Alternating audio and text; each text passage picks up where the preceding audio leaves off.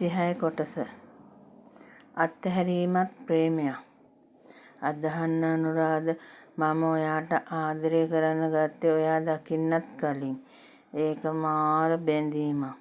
අයියා දවසක් ඇවිත් කිව්වා අද මගේ යාළුවෙක් එනවා ගම්පහ ඉඳන්. එයා ගොඩක් හොඳයි, හරිම හොඳයි කියලා. එදා තමයි මට නොදැකම ඔයා ගැන ආදරයක් ඇති වුණු දවස. ඇත්තමයි, පුදුමයි. මට හිතුණා ඔයා ගොඩාක් හොඳ කෙනෙක් කියලා. මම ඔයා දකින්න ගොඩක් ආසාවෙන් හිටියේ. ඒත් ඔයා දවස් කීපයක්ම ගේ ළඟට ඇවිත් හැරිලා ගියා මට මතකයි. ඒත් ඔයා ටික ටික අපේ ගෙදරට හුරු වෙද්දි මට හිතුණා ඔයා ගොඩක් හොඳ කෙනෙක් කියලා. මට නොදැනීම වගේ මගේ ඇස් ඔයාව හොයද්දි මම දැක්කා ඔයාගේ ඇස් දෙකත් මාවම හොයනවා. ජීවිතේ අතරමං වුණා අනුරාධ, ඔය අන්සන්තක ඇස් ළඟ. මට මගහැරුණු ජීවිතේ හෙව්වා අනුරාධ. ඒක වැරැද්දක් බව දැන දැනම අනේ මම ඔය ඇස් පස්සේ දිව්ව රත්තරන්. ඔයා මට අනුකම්පා කරද්දි මගේ හැඟීම් වැඩි වුණා, ආදරේ වැඩි වුණා. ඒකට මට සමාව දෙන්න අනුරාධ. මොහොතකට හිතුවත් ඔයා මගේමයි කියලා. ඒත් ඔයා උමාටත් දරුවන්ටත් අයිති බව දැනෙද්දි මම පිච්චුණා අනුරාධ. මට ඔයාගෙන් ඈත් වෙන්න ඕනිම වුණත් මට යන්න හිත දුන්නේ නැහැ අනුරාධ. ඒත් ඒක ඔයාගේ පවුල් ජීවිතයට අනතුරක්, කරදරයක් කියලා දැනෙද්දි යන්න ඕනි වුණත් මම නිසාම ගොඩක් කරදරවලට මුහුණ දුන්න ඔයාව දාලා යන්න හිත දුන්නේ නැහැ. මට යාළුවෙක් විදිහටවත් ඔයා ළඟ ඉන්න ආස හිතුණත් ඒත් ඒක ලෝකෙ දකී වෙන විදිහකට. ලෝකේ කතන්දර කියයි ඔයාට, මට, උමාට, දරුවන්ට. යන්න හුඟා දවස් වුවමනාව තිබුණා. ඒත් දේව දූතියක් වගේ උමාගේ අම්මගේ, අප්පච්චිගේ, ඔයාගේ, දරුවන්ගේ කොහොමද මම හිත තලන්නේ? මට පවුලක ආදරේ ලැබුණා. මම සතුටින් හිටියා. ඔයා මම වෙනුවෙන් කසාදේ පවා උගසට තිබ්බා. ඒත් මම වෙනුවෙන් තවත් දේවල් ඔයාට කරන්න දෙන්න බැහැ අනුරාධ. අප්පච්චි උදෙන්ම කිව්වා ඔයාලා මට ඔයාලගේ දරුවා දෙනවා කිව්වා කියලා. එපා අනුරාධ, ඒ ඔයාගේ ලෙය. ඒක අයිති උමාට. එයා ඒ චූඩාමාණික්ක රැක ගනීවි පණ වගේ. මම වගේ අවාසනාවන්ත ගැහැණියකට ඔයාලගේ රත්තරන් පැටියා වටින්නේ නැහැ. මට සමා වෙන්න උමා. මම ඔයාගේ වස්තුව කවදාවත් ඔයාගෙන් උදුරගත්තේ නැහැ. මාව විශ්වාස කරන්න අනුරාධ. මම අනුරාධගේ. අපි අපේ වෙන්න ගිය හැම මොහොතකම ඔයා ඇස් ඉස්සරහට ඇවිත් ඒ හැම හැඟීමක්ම වලලා දැම්මා. අනුරාධ කියන්නේ වචනයේ පරිසමාප්ත අර්ථයෙන්ම උතුම් ස්වාමි පුරුෂයෙක්. අනුරාධ, මම වෙනුවෙන් හුඟක් දේවල් කළා. මම ණය ගැතියි. ඒ ණය ආත්ම ගානකටවත් ගෙවන්න බැහැ උමා. මගේ අතපය වාරු නැතුව ඉන්නකොට කිසිම රාගික හැඟීමක් නැතුව එයා මගේ කැත කුණු අත ගෑවා. මට විදපු බෙහෙත් වල සැරට මට මාස් සුද්ධිය පවා සැරට හැදුණු වෙලාවේ මාව සෝදලා පිරිසිදු කරලා ඇඳුම් පවා ඇන්දුවේ අනුරාධ.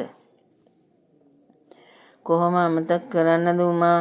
ඒත් මට ඒවට දෙන්න දෙයක් නැහැ. මට සන්තකටම තියෙන ගේ දොර ඉඩම මම ඔයාලගේ අලුත උපදින්න ඉන්න බබාට ලියන්නම්.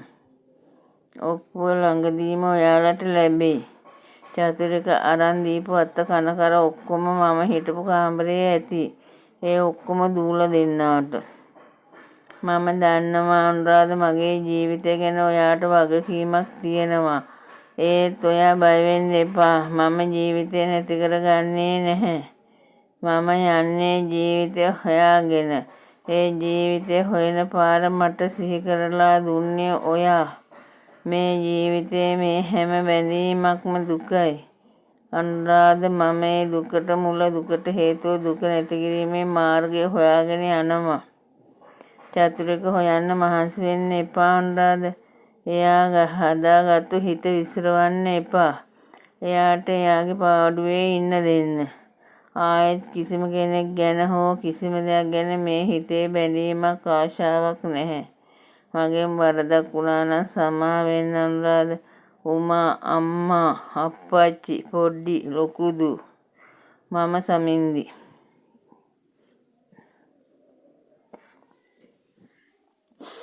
ලියුම බලලා උමා අම්මා දරුවෝ දෙන්න හෝ ගාලා අඬනවා. ඒත් උමාට අඬන්න හොඳ නැහැ. මම කොච්චර අස්වැසුවත් උමා අඬන එක නම් නතර කළේ නැහැ. ගැහැණියකගේ දුක දැනෙන්නේ තව ගැහැණියකට විතරයි යනෝ. සමින්දි කොච්චර විඳවන්න ඇතිද? පව් එයා. ඔයාට අඬන්න හොඳ නැහැ රත්තරන්. අපේ මේ පැටියට හොඳ නෑනේ. අම්මි එයා මල්ලියෙක් වෙයිද? අපි බලමුකෝ ඉතින් මැනික. ඔයා ආස මල්ලියෙකුටද නංගියෙකුටද? නංගියෙක් ඉන්නවානේ මල්ලියෙක් හොඳයි. මොනාද ඊයනේ කොමේ ගෙදර නංගියෙක්. ඔයානේ පොඩිම එක්කෙනා. ඉතින් අම්මි මමනේ පොඩිම එක්කෙනා. මම තමයි නංගි. තව නංගියෙක් ආවොත් හැමෝම එයාට ආදරේ වෙයිනේ. අනේ අම්මෝ පොඩි ඉතින් කපටිම නැහැ. අපි හැමෝම හිටියේ සතුටින්. ඒ අලුත් බබා නිසා. හොයන්න එපා කියලා තිබුණ නිසා මම සමින්දි හොයන්න ගියේ නැහැ. ඒත් ඉතින් අප්පච්චි කිව්වා පොලිසියකින් ඇන්ට්‍රියක් දාන්න කියලා. මම ලියුම ඉදිරිපත් කළා සමින්දි ගැන හැම විස්තරයක්ම කියලා පොලිසිය ඇන්ට්‍රියක් දැම්මා. හැමෝම හිතුවත් එයින් පස්සේ මම නිදහස් කියලා. මගේ හිතට නිදහසක් දැනුනේ නෑ. මම හිටියේ හැම වෙලාවෙම ඇතුළාන්තයෙන් පිච්චි. ඒකට හේතුව සමින්දිට මේ තරම් අකරතැබ්බයක් උනේ මම නිසා. හුඟක් වෙලාවට තනි වුණු මොහොතක මට සමින්දි සිහි වෙලා ඇස්වලට නිතැතින්ම කඳුළු ආවා. ඒත් ටික කාලයක් යද්දී ඒක සාමාන්‍ය දෙයක් බවට පත් වුණේ උමාගේ දරුගෙම මෝරනවත් එක්කම. මට අධික ලෙස ගෙදර වැඩ වැඩිවීමයි. දරු ගෙබැත් එක්ක උමාට ගොඩක් අමාරුයි. එයා රස්සාවට යන්න එන්න ගියාම ගොඩක් අමාරු වුණා. පව් දෙයියනේ. මම උමාට රැකියාවෙන් අයින් කිව්වත් උමා ඒකට කැමති වුණේ නැහැ. මොකද අපිට මේ කාලේ හරිම අමාරුයි. මම සමින්දි නිසා ගත්ත ලෝන් එකට ලොකු ගාණක් කැපෙනවා. ඒ සමින්දි අලුත් බබාට කෝටියක් විතර වටින දේපලක් ලියලා දීලා තිබුණා. ඒ වටිනාකමත් එක්ක මගේ ලක්ෂ 12 කූඹිත්තමක් කියලා මට නිකම්ම හිතුණා. ලොකු දුව සාමාන්‍ය පෙළ විභාගය ලියද්දී අලුත් බබාගේ බඩට මාස 7යි. උමා රැකියාවෙන් නිවාඩු දැම්මා. ලොකු දුව දැන් ගෙදර නිසා ගොඩක් ලේසියි. සමින්දි ඉන්නකොට එයා සමින්දි එක්ක එකතු වෙලා කෑම උයන්න පුරුදු වෙලා තිබුණා. ඒ නිසා ලොකු දුව එයාට පුළුවන් විදිහට උයද්දී ඒක ගෙදර හැමෝටම ලේසි වුණේ. තව හුඟක් වැඩ ගෙදර තිබුණු නිසා. අප්පච්චි මගේ කෑම රසයිද? අම්මෝ රත්තරන් දිව්‍ය ලෝක රසයි. ඇත්තටම සමින්දි උගන්නපු නිසා වෙන්නේ නැති ලොකු දුවට හොඳට උයන්න පුළුවන්. අනේ දැරි කොහේ ඉන්නවද දන්නේ නෑ. කොහේ හිටියත් 33 කෝටියක් දෙවියෝ අහිංසක කෙල්ල ආරක්ෂා කරන්න ඕනි. අම්මා චීත පොටින් කඳුළු පිහගන්නේ සමින්දිට දෙවියන්ගේ පීඨ ආරක්ෂාව ඉල්ලමින්. තේරෙන්නේ නැහැ. තවමත් සමින්දි සිහි වුණාම පපුවේ නොදන්නා තැනක් දැවිල්ල හැදුනත් මගේ ලේ ටික කුස දරාගෙන ඉන්න උමා දකිද්දී ආයෙමත් හිතට එන්නේ පහන් හැඟීමක්. කාලය ගෙවුණා. උමාගේ බඩේ ඉන්න බබා පුතෙක් කියලා දොස්තරලා සහතිකයෙන්ම කිව්ව දවසේ තරම් අපේ ගෙදර සතුන් හිටිය තවත් දවසක් නැහැ කියලාමයි මට හිතුනේ. තව කොටසක් ඉදිරියට.